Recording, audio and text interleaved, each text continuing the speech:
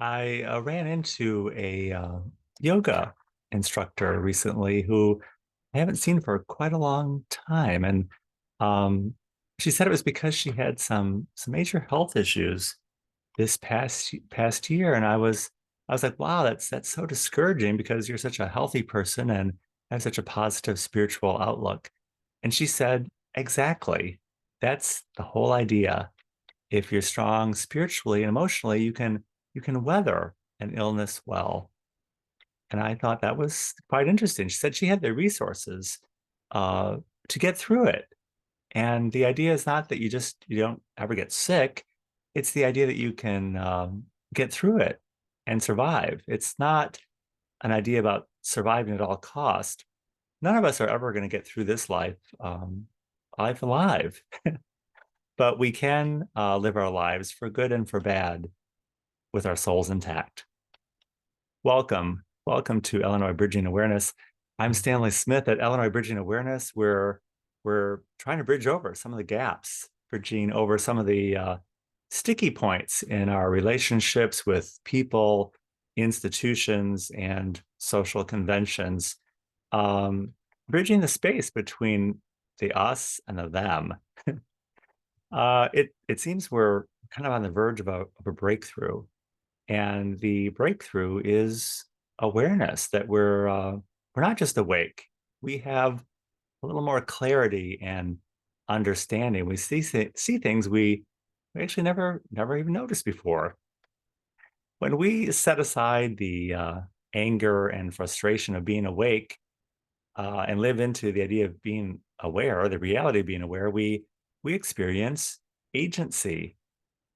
And when we have agency, we're empowered and we're able to empower others in the process. It's almost like we're healing ourselves.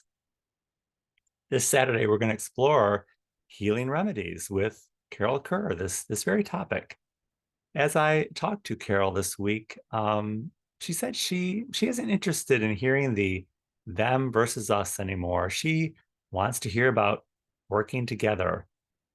Going through my notes and resources, I noticed we've had a lot of either or, them and us, hot and cold moments and conversations. It's been the zero sum game that we've all been playing, and it's for a large part been part of our journey together. It's been our shared experience, and I believe we've gotten through all that, not by surviving at all costs, but I think we've survived with our souls intact.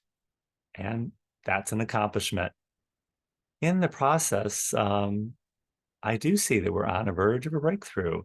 And continuing through my notes, I noticed that really Carol's right. We're on the verge and ready for something of a strategic plan here of where we want to go next.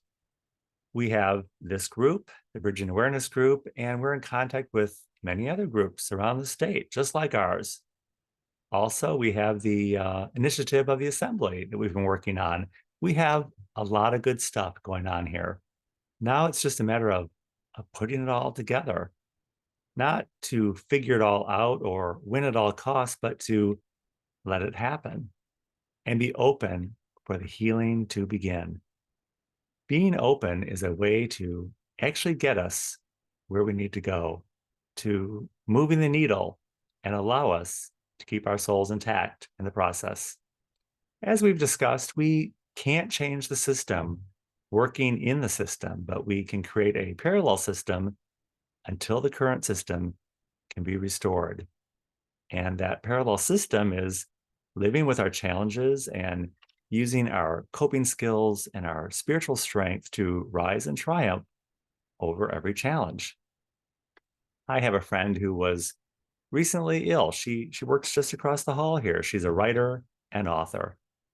She's prone to migraines, so the doctors really couldn't give her any medications. And she said that while she was sick, she was aware that her body took control of her healing process and that it was an amazing experience. She was reminded that we're not always in charge. We're not always in control mentally and emotionally. And sometimes we need to let our bodies do the healing work that they need to do. We all have a lot of work to do. And sometimes the best thing we can do is get out of our own way. Sometimes the best way to care for ourselves is to not care so much. Jim Downs shared his positive word pairings this week, and those words were robust and tranquility. Rudolf Steiner said that any organism only has so much energy at any given time to accomplish things. If we focus on being robust, well, then we might not be tranquil. We often can't do two things at the same time, at least well. And always having the answer and being in quest of solving every problem can crowd out the helper that is the spirit to show us healing and provide serendipity and opportunity in our lives beyond our expectation. We can't do it all ourselves. We can't do it even with each other's help. We need to step aside, and with God's help, all will be accomplished. If you would like to join us on a Saturday call and an Illinois Bridging Awareness, the Saturday call is every Saturday at 9 a.m. Central Time on Zoom. I will include my email in the description of this video. I'll be happy to send you an invitation, and I look forward to seeing you very, very soon.